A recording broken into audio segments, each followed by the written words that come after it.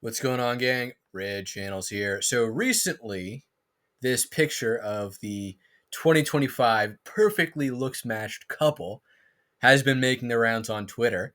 And it all started off with this little post where Charles Chuck Anderson III said, "Genuinely, what the F am I doing wrong?" And boy, did people have some thoughts and opinions about this. I mean, for me on site, I knew immediately this guy was part of a frat and this girl is part of a sorority. So it wasn't really a mystery to me, but the rest of the internet wasn't so sure. And I saw three general responses to this "what the F am I doing wrong" post. The first one was actually this he's just a nice guy and you're not a nice guy, so that's why you aren't experiencing a relationship like this with this woman who's way out of your league. You're just not nice. The other was more accusatory, more directly accusatory, saying you're just a bad person and that's why you're not having a relationship like this. And then the third answer was just you need money. That was mostly from men.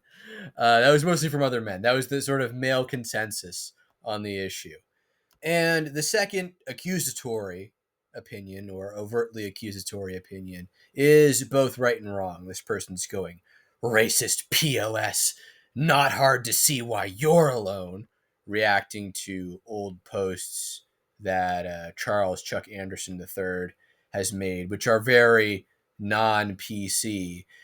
And this is because they can sort of sense in the way that Charles Chuck Anderson III expresses himself that he has these very non PC, uh, anti establishment opinions, but is not coming from a place of strength.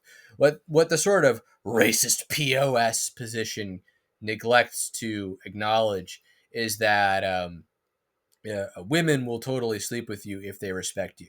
Even if you drive them up the wall, even if you say things that really, really grind their gears and annoy them and they kind of hate you for it, if they respect you, they will still sleep with you. And it doesn't actually matter what your opinions are. If you express sort of non PC opinions like Charles Chuck Anderson III was, and you're not obviously coming from a place of strength, people will dismiss you, will sense that, will sniff that out, and dismiss you as out of hand as a sort of low status contrarian male who they don't need to pay attention to. You end up being relegated to highly disagreeable, annoying nerd status. And then there was, of course, the first explanation, which was, "Have you considered he might just be nice to her?" Acting like appearance is a non factor in women's attraction to men is ridiculous.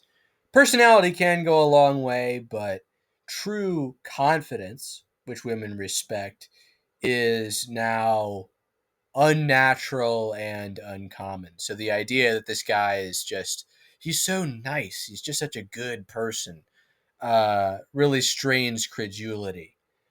Women don't select partners based on whatever these women are suggesting a good, nice male personality is. Hierarchy among men exists, and women are drawn to status. So if a woman is with a loser, it's probably a combination of her having low self esteem and then also him treating her like she's not a prize, which is a status signal. So it's just this very sort of irreverent, disrespectful guy combined with this woman who has a very low view of herself. But what's really killer about these, "oh, maybe he's just nice" things is really just their denial of the fact that women like men with status. This "be nice" answer, this "he's just nice" answer completely ignores that. And I really think the main reason some women repeat this is essentially gaslighting, because the insinuation is this whole "women are great people who only ever reward good behavior in men" sentiment, which is obviously untrue. And it's a lie to make women seem like collectively they're more moral or better off as a group than they actually are.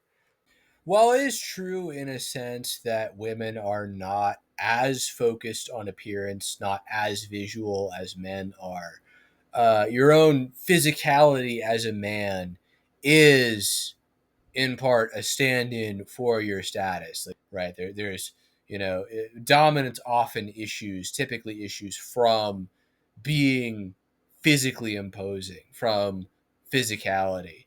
So if you're this sort of pudgy guy, uh, then obviously you would have a sort of self concept that would be commensurate to that. And if this were a matter of just be funny or just be confident, first of all, not everyone can be funny. And second of all, if just be confident was a silver bullet, religion or motivational speakers wouldn't exist. It's simple. Confidence is simple in the sense that it doesn't need to be overcomplicated or intellectualized, but hard because it's highly personal, individual, demands personal renewal, moral transformation, and lots of effort. So just be confident is, yeah, like technically true. It does help, but also like nowhere near enough of a solution for the people who actually need to hear that. Confidence does go a long way. I saw some other people talking about this, and they were like, one of them was sort of like, "Oh no, it's just looks, bro. That's it. That's ultimate.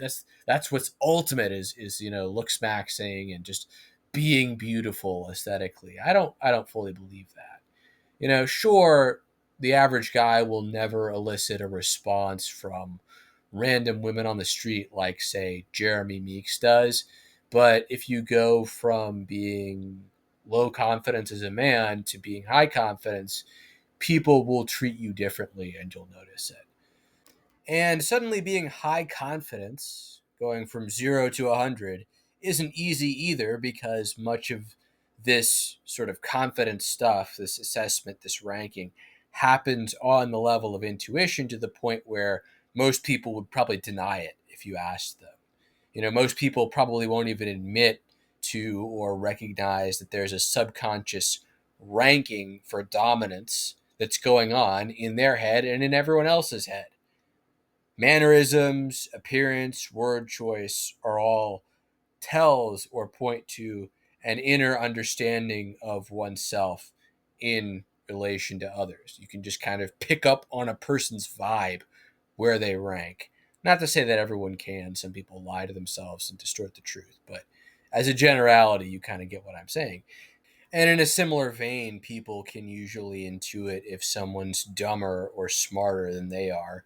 Usually it takes a standard deviation or more for a person to notice. It's not perfect, obviously, but the general sense is still there.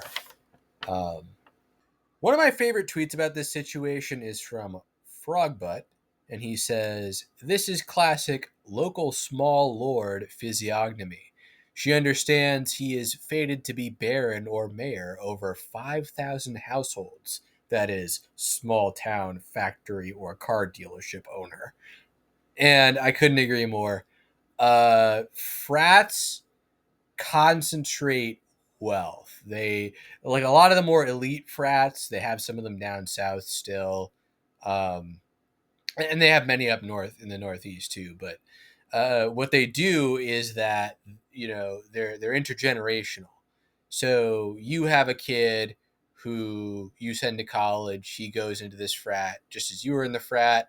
Then he leaves the frat. He's connected into this alumni network, this group of other sort of socially successful men, and he's able to use the connections he's made in that network to advance his career. So he has a good career. Then he starts the cycle all over again with his son, who also goes into the same frat. And this is how you have these sort of subcultures of elites that are highly competent, and you have families that intergenerationally they're able to build up intergenerational wealth because they have these communities which they send their children to which reinforce these skills and also provide them with access to resource. So even if you have like one individual kid who is a bit of a dud, you can still plug him into this network that will uh, more or less guarantee him success. Someone else says college is an isolated social hierarchy, no pesky hot older guys to compete with, often favorable ratios, more women than men, which regulate the sexual marketplace. Women are younger, therefore thinner, which further regulates the sexual marketplace. Women have not figured out their sexual power yet, they just love high school. These guys often have a tremendous fall off after college, full of entitlement and unable to compete with guys who are older, more charming, more fit, etc. if they don't marry these women. Uh, I disagree with some of this. I mean, isolated social hierarchy to a degree. Um, but then there are still things like Tinder, which makes this other statement: women have not figured out their sexual power yet. Like maybe at the very beginning of college, I really don't think that's true towards the middle and end of college, unless they're really like a wallflower, which by the looks of these girls, they are not. These guys often have a tremendous fall off after college, full of entitlement and unable to compete with guys who are older, more charming, more fit, etc. if they don't marry these women. I haven't really done a follow up on people I know who are like this, so I can't actually speak one way or the other, although it kind of makes sense. But I haven't really seen this archetype of person enter, um, get older, enter middle age, etc. So I don't know, to be honest. And people are making all these cynical predictions and stuff, but I bet this pair is actually a pretty strong couple. I bet they are in a happy relationship together, even if the rest of the world finds them horribly unlooks matched. Excuse me. I bet they're still in a solid relationship together, and I don't think there's anything wrong with it. I don't. I just think that this is reality. That people need to understand human nature better. They need to make peace with it. They need to be, they need to quiet their discontent. They need to see where things are unfair and unbalanced, which they are. Men are treated much more poorly than we should be, but I still think you need to sort of look at a system, and then instead of just being upset with that, think about how you can improve your own standing as a man instead of I don't know, player hating or speculating on this. You just need to look toward advancing your own life, because the only way to impose standards and order on society again is through a bunch of high value, high competency men coming together with high social cohesion and then saying, this won't be tolerated. You'll be low status if you engage in XYZ behavior.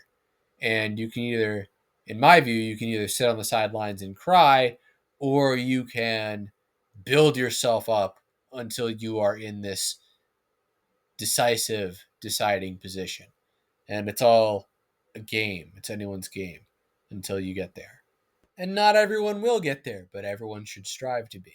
But that's just my opinion. I'd love to hear yours in the comments. Is this the perfect looks matched couple of 2025? How do you think their relationship's going to go? What do you think is drawing these two lovebirds together? Is it weird we're all speculating on strangers' relationships?